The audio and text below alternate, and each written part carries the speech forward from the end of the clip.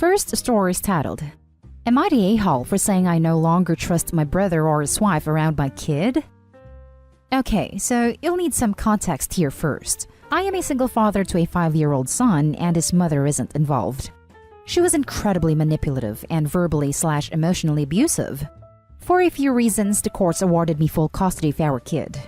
She was allowed visitation, but basically said, I get full custody or nothing at all, and hasn't made any attempt to contact our son for 3.5 years. To be honest, I prefer it this way. She's a very toxic person who has repeatedly demonstrated an unwillingness to change, and she runs with some people who don't want my son around. If she comes back and demonstrates a willingness to put effort to be better to our son, she can see him. But till then, I'm very on board with her staying away. I've found being a single parent difficult at times and have needed a lot of help/support. This help has often been provided by my older brother and sister-in-law. They've done things like taking me to appointments, cared for kiddo while I worked/went back to school, helped with the bills/groceries when I was on my butt financially, paid for kiddo to do activities I couldn't afford with his friends to keep him from being left out. They've honestly been an absolute lifeline for me, and I just want to establish off the bat that I am incredibly grateful for all they've done for me. During lockdown 3, brother and sister-in-law have been watching kiddo while I work. They're both working from home, and they have absolutely refused to let me pay them for it. Well, during this time, my son has been asking more and more questions about his mom, which I've done my best to answer in age-appropriate ways. He's also been getting upset about her not being around more and more. It really sprang out of nowhere. So I was confused until a few days ago when he said Auntie Laura kept telling him things about Mummy, and they were different to things I had told him. I asked what kind of things she said, and I'll spare you the details for the sake of character count. Can clarify in comments. But it was incredibly inappropriate stuff. I'm so angry about this. My kid is upset, and I'm in a very awkward position. My sister-in-law went behind my back. I confronted her and my brother about it, and they both got very defensive, saying I can't expect her to badmouth her friend, and I'm being unreasonable. I said that it's not unreasonable to want to protect my kid, and that they've demonstrated that I can't trust them around him. I've even stopped letting them watch him, and my neighbor's doing it instead. They're really upset with me. My brother called me an ungrateful a-hole, and my sister-in-law says she can't believe I'm being like this over one little thing after all they've done. Am I overreacting? Edit. Realizes I deleted a kind of important points for character count. My ex and sister-in-law were friends at secondary school and college, which is how my ex and I met. They're not as close as they used to be, but they're still casual friends. Edit 2. People said I should include this from the comments on the post, so here it is. My ex made a lot of accusations about me that were provable false during the trial, part of the reason she didn't get custody. This includes accusing me of being a serial cheater. I wasn't, and could prove I was in other places at times when she said I was with other people. Accusing me of causing an injury she got in a car accident I wasn't even present for, and saying that I was the one who was emotionally abusive. She told him that the reason his mom and I fell out was because I felt like she was very unkind to me, and Mummy felt like I had other girlfriends, hurt her, and was the unkind one. She didn't say any of the accusations were true, but she didn't say they weren't either. And obviously, a 5-year-old doesn't have the critical thinking skills to figure it out for himself. Not so much that she lied to herself, she just repeated my ex's lies. Now for the top comments. Not the a-hole. Your ex was so horrible that the courts didn't give her any custody. Hard to badmouth such a person. Sister-in-law placed her need to talk up her friend above the needs of a child that was clearly becoming more upset and anxious the more she talked. You're doing what it takes to protect your child, Obi. Clearly, sister-in-law wants to protect someone else. And even if sister-in-law somehow thought the friend was different, she still hasn't seen her own child for nearly 4 years of her own volition. She's a horrible parent for that, at a minimum. I wouldn't trust either of them around my hypothetical child. Not a a-hole. Tell your brother this. I am grateful for everything you have done for myself and my son, but gratitude is not the same as obligation. My only obligations are to my child, and that includes being obligated to not leave him alone with someone who lies to him about me and upsets him, no matter what they have done for us. Sister-in-law did not have to say anything about ex, neither good nor bad. She could have said nothing, because it wasn't her place to talk about our relationship to my son, and the fact that she has gotten defensive and wants to act like this is no big deal, leads me to believe she would do it again. I'm sorry that it has come to this, but my son's well-being comes ahead of anyone else's feelings. Period. Edited to add, just wanted to throw it out there since this comment has gotten some attention, that I don't think it's probably necessary to never let your kid see his aunt and uncle again, and maybe stress that to your brother too. It sounds like he loves your son a lot, and it would be a shame for this to cause a bigger rift than it needs to. You can set boundaries without cutting them out of your lives. No unsupervised visits would be totally reasonable at this point. Not an a-hole. Your sister-in-law and brother sound like are overriding your great parenting. The courts decided that you're a fit parent and your ex is not. They do not get to override that decision. Also, I would not be surprised if that's why they are so willing and ready to be in this kid's life. Is she feeding information about the son to the ex? I know she hasn't seen him because I'm sure the son would tell. Tinfoil hat theory. If she's really super toxic, could she be using all of this to build a case to get some sort of custody? I don't know if she's changed her mind and now wants to see her son.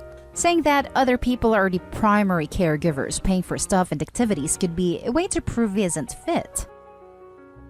Now for the next story. Am I the a-hole for not taking my son to my mother after I found out she has been going through my kid's phone?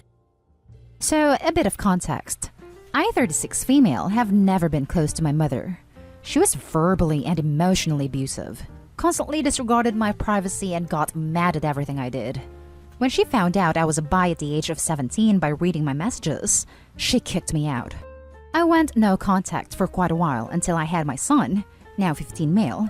It took some convincing from my sister and aunt, but I decided to let my mom see her grandson. I don't really talk to her, because I can't forgive everything she put me through, but she's a great grandmother and my son and her get along very well. On to the story. I was working late, so I left my son to my mom and took off. When I came back to pick him up, I saw that woman going through my son's phone while he was upstairs watching TV. I started screaming and asking what she was doing. She said that she was parenting my own kid, and said that she was being responsible for making sure he doesn't end up like me. I take the phone away from her in an instant and take my son so we can leave. Later that night, after my son was sleeping, I called my mother, screaming at her and saying that she had no right to go through his private stuff, or to tell me how to mother my own child. She got angrier and said I was ungrateful and that she was only trying to help. However, I think I might also be the a-hole because I am refusing to take my son to my mother right now, and I don't know if that's the right decision. By the way, I did talk to my son about this one specific incident, and he also is okay with not going to his grandma. He just doesn't know the story behind me and my mom. Not an a-hole, but at 15, I think your son should know some of the background. He should know what she is like. Couldn't Opie's son also stay on his own instead of being watched? Not an a-hole. All I really needed to read was, she was verbally and emotionally abusive. If your mother was abusive to you, that was more than enough to deny her contact with her child. But you gave her a chance anyway. What she did shows she didn't change at all. It's best that you keep her away from your son. All of this. I know what my mother and aunts did to me as a kid, but it was only 3 to 4 years after we cut contact with them did my kids finally feel safe to tell my husband and I things that happened to them growing up with those evil women. I was angry, heartbroken, and felt so guilty. I wish I knew way earlier to stop it. If your parent was abusive to you, they definitely are to your kids when your back is turned. Not an a-hole. She violated his privacy. Does he know what she did? He needs to know if he doesn't. Yes, we talked, but I only mentioned her going through his phone. The next story is titled, Am I the a-hole for kidnapping my brother? I, 26 female, have a tense relationship with my parents. I would have gone no contact with them if it weren't for my little brother, Pete. Pete loves singing, to the great disapproval of our parents. They hate that Pete chose singing instead of more manly hobbies. Despite their disapproval, I always encouraged his passion. I even got him a vocal course for his birthday a couple years ago. After a huge argument, parents let him attend a course. So, to the AITA situation. For Valentine's Day, Brother School organized a love song competition. Students that wanted to take part had to submit a recording of themselves singing. Every video is then published on school's Facebook page. Pete decided to take part in the competition. He sang a Sally song from The Nightmare Before Christmas. And since my fiancé is a photographer and has his own studio, Pete asked for his help filming the video. Fiancé agreed. Pete came over, his part of our bubble, so to speak. Fiancé even helped him edit in some cool visual effects. Everything seemed to be fine, until yesterday. Pete showed up at my doorsteps in tears. I took him in, and after he calmed down, he told me what happened. From what I gathered, our parents saw the video of him singing on Facebook and absolutely blew up. He said that they were screaming like crazy, called him an embarrassment, and forbid him from attending any more singing lessons that he's been paying for from his own money. After they told him to get out of their sight, he gathered some essentials and walked out. Then he took a cab to my place. Pete asked to stay with me, and I naturally told him that he can stay as long as he wants. Our parents must have figured where Pete is when he didn't return in the evening because they called me. They were angry I helped with the video, said they know he's here and were demanding to speak with him. I didn't know what to say, so I played dumb. Didn't deny nor confirm my brother being here. They threatened to call the police on me for kidnapping, and at that point, I hung up and have been ignoring their calls ever since. They must have contacted some of the family because I've been getting many texts with people telling me to bring my brother back home, that he's just a rebelling teenager, cussing me out, even threatening to call police. Pete is 17, will be 18 in 2 weeks. He doesn't want to go back to our parents. I need to stay calm for my brother's sake, but it's so hard with people threatening me with calling police for kidnapping. I tried talking to Pete, told him that he doesn't have to do anything he isn't comfortable with, but that maybe he should talk to our parents. He says maybe, but not yet. Right now, he hates them and everyone on their side. So Reddit, am I the a-hole for kidnapping my brother? Now for the comments. Not the a-hole. Get him call the police and let them know what's happening, given the fact that he's 2 weeks shy of being a legal adult. That way, when your parents report the kidnapping, the police will already have prior knowledge of what's happened. I'd also be expecting for the crap to hit the fan big time too. Get the police to go with your brother and some of his or your friends to pick up his belongings. Most importantly, his birth certificate, social security number, passport, and bank details. First thing Monday morning, take him to the bank, close his account and withdraw his money, or do so now so your parents can take it. And open a new account at a different bank and lock down his credit so that no one can run up debts in his name. The reason I'm saying to ask for a police escort is so that they can't refuse him his legal documents and can't abuse him. Get him to speak to the guidance counselor at school for some advice. And I'd suggest as soon as he has all his belongings, get him to counseling and put his parents in timeout. Most importantly, call the police and report this now. I'm glad that he's got 2 people looking out for him, and I wish you all the best. This is a great advice. Thank you. It didn't even cross my mind to take some of the precautions you mentioned. Not a hole. He's 18 soon. From that moment, he is free to make his own decisions. I'm glad he has you in his life, but taking on the care of a teenager is very hard. I believe it is, but I'm committed to doing what's best for Pete. He has had it hard already. After reading your comments, I have to chime in. Do not wait to withdraw his money. Just because parents never touched his money doesn't mean they wouldn't do it in the future. They still have 14 days to steal it. As soon as Pete is legal, open a new account at another bank. Do not choose a bank where your parents have an account. There are enough helpful people in the banking business who would help your parents gain access to his account. Otherwise, top comment already said everything you should. I really don't want to wait. Believe me, but it seems like there's no other option. Pete has a limit on his card to how much money he can transfer in 24 hours, so he's unable to empty his account all at once. He'll be able to separate his account from parents once he turns 18.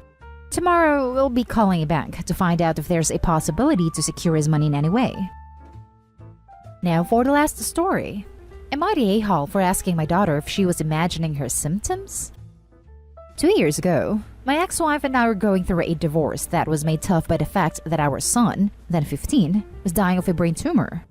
I noticed that my daughter, 16 female, has started eating a lot more during that time, always very late at night, but I was too occupied with dealing with my soon-to-be ex always yelling at me, saying I wasn't doing enough to be there for her emotionally, accusing me of abandonment and withholding affection from me, to realize that my daughter was also going to the bathroom to throw the food she ate up.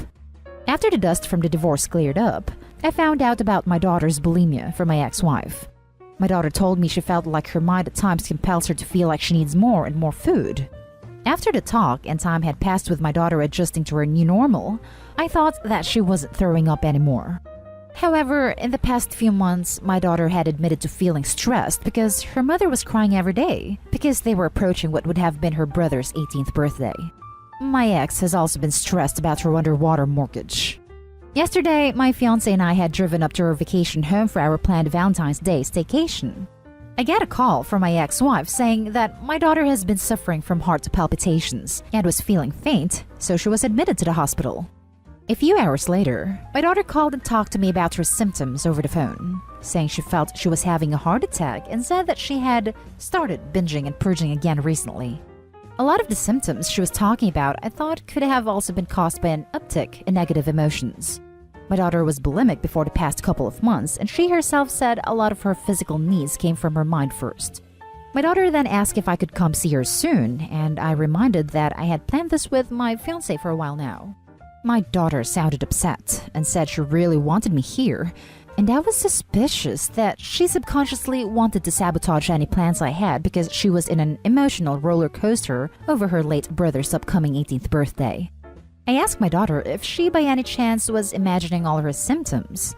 I reminded her that she had admitted to needing to eat before realizing it was all in her head, and asked if this was another stunt her mind was pulling. My daughter got mad and said she literally nearly fainted and said she couldn't believe I thought she was faking. She then hung up on me.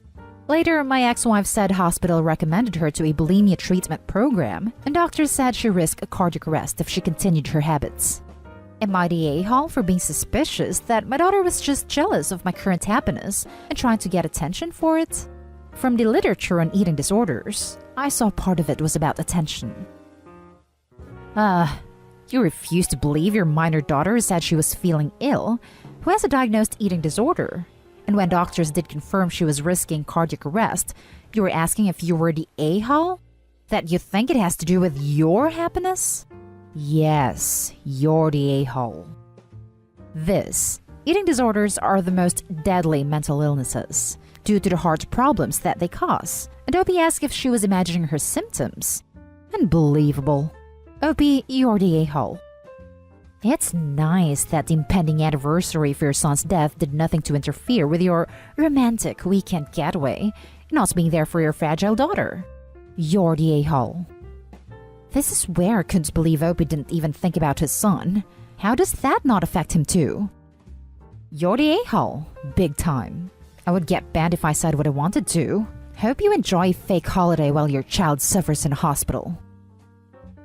And that's the end of this video, folks. As always, leave a comment and hit like and subscribe. And if you want more of this content, turn your notification on to get updated on the latest videos. And I'll catch you in the next one. Stay safe.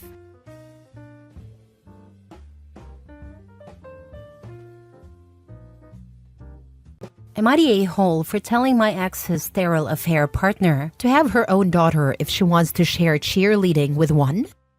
My ex, 44 male, cheated on me, a 40 female, and ended our marriage so he could be with his affair partner / wife, Jen, 42 female. This happened several years ago when our kids were very young. My ex gets our kids 6 days a month. He works out of state frequently, so this was the most consistent schedule where our kids would be with a parent, me or ex, instead of being left with a babysitter or his wife. According to my ex and Jen, she is sterile and can never have kids. I never ask, but they offered this up in hopes I would share the kids with her more and encourage them to embrace Jen as their second mom. I have not done this, and I have told them we are not friends and they're not to expect favors from me after going behind my back and doing what they did. Jen was someone I knew before learning the truth. She was dating someone in my ex's friend circle and made a point to get to know me. I found out why after. She was expecting us being friends would help me not to hate her afterward. I bring all this up because of what's currently going on. Jen was a big cheerleader in her youth and volunteers with local cheer groups. She wants my daughter, 10, to get involved in cheer. My daughter told me about it the other week because Jen was trying to make her go and my ex was backing Jen on it. She told me she didn't want to and she needed my help. All the kids are aware of the fact. Stuff like that has to be agreed on by both me and their dad. I reached out and told my ex our daughter will not be put into cheer against her will, and that he needs to stop pressuring her to join. He didn't respond back the way he's supposed to, through the app, so I noted his reply on the app and got a lot of cussing back.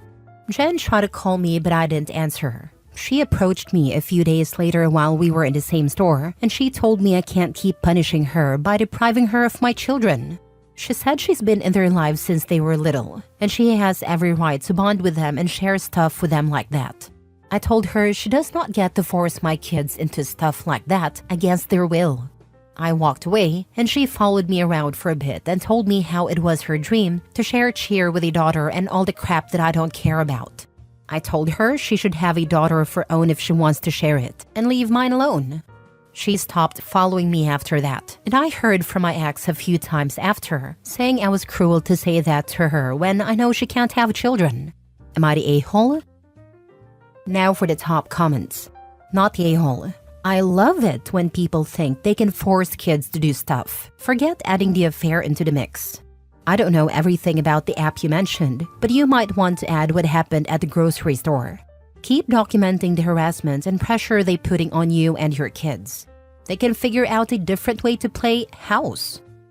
Absolutely. Kids should never be pressured like that, especially when they've already said no.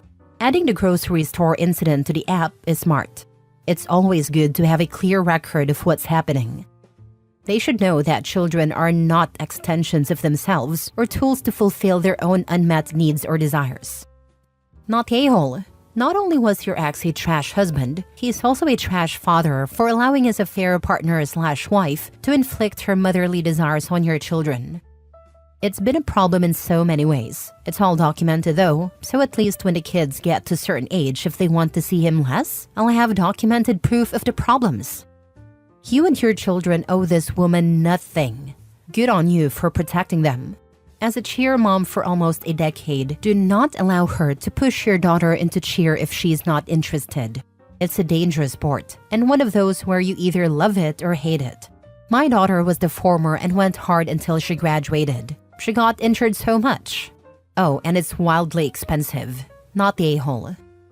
I heard from the others the expense is crazy. The risks of injury are worrying too. It makes me glad my daughter has no interest because I'd worry about her being hurt badly. I'm sorry your daughter suffered so many injuries from it. Next story. Am I the a-hole for protecting my sister-in-law who cheated on my brother? 2 years ago, our family was caught in a huge drama. My sister-in-law had a month-long affair with someone from her night courses. At that time, my brother was absolutely destroyed, and he wanted to divorce her. It was hell for almost 3 months, but he ultimately decided to stay married to her and work through it in counseling. I wasn't a fan of that idea, but it's his life. I think he stayed mostly for their kid, but I honestly think it's been terrible for him. Since then, everything has been miserable. My parents openly hate her now. She has stopped coming to family gatherings because it's outright hostile to her. Their kid still comes around, but my mother often badmouths her in front of him. He's only 3, and it's confusing for him. My brother and I went on a road trip recently to pick up our grandmother and bring her to my parents' house for the holidays. It was 4 hours there and 4 hours back. During the drive, he started talking about the rules they have in their marriage now. Here's what he told me. Sister-in-law has to come straight home after work. She can only go out if he's with her. He inspects her phone every few days and can do surprise checks. She had to cut off all her friends and can only have new ones if he approves them. She has tracking apps on her phone and air tags on her car, purse, and even in her running shoes. She does all the housework. Meanwhile, he has given himself a free pass to sleep with other people. I couldn't believe what I was hearing. I told him it sounded like he was punishing her, not rebuilding their marriage. He shrugged it off and said she deserved it for what she did. I asked him if he even loved her anymore or if he hated her. Because from what he was describing, it sounded like he stayed married just to make her life miserable. He got defensive and told me I didn't understand what it was like to be cheated on.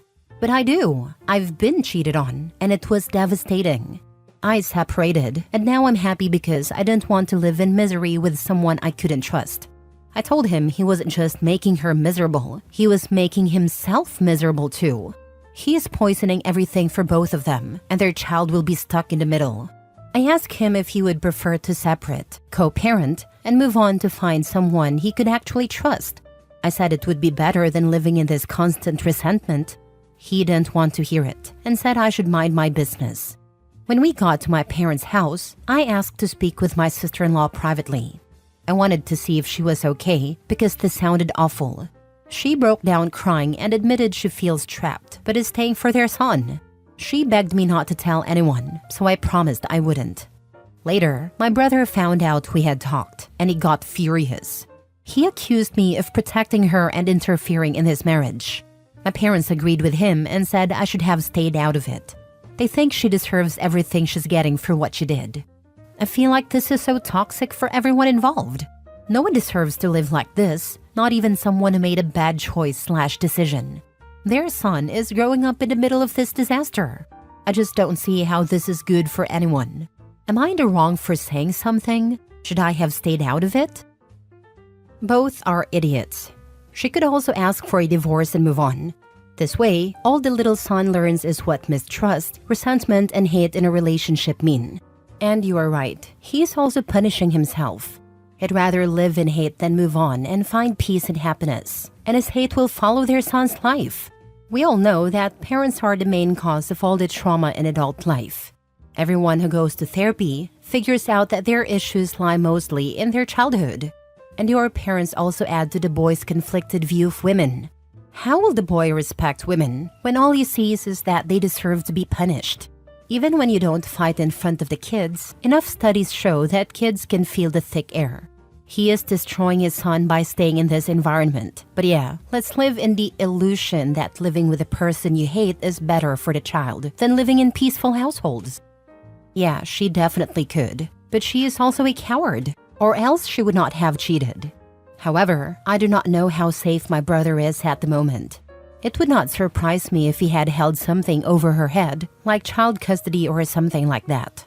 She would not say more but hinted strongly at that. But I don't think I can quite believe either of them. They should just end things. Not the a-hole OP. Sister-in-law needs to move forward with divorce, and brother needs to move on and forgive her for his own mental health and his son. Maybe everyone could prioritize the child who will end up being the final victim of this mess. I don't think he has to forgive her, but he has to let go. He is also only hurting himself.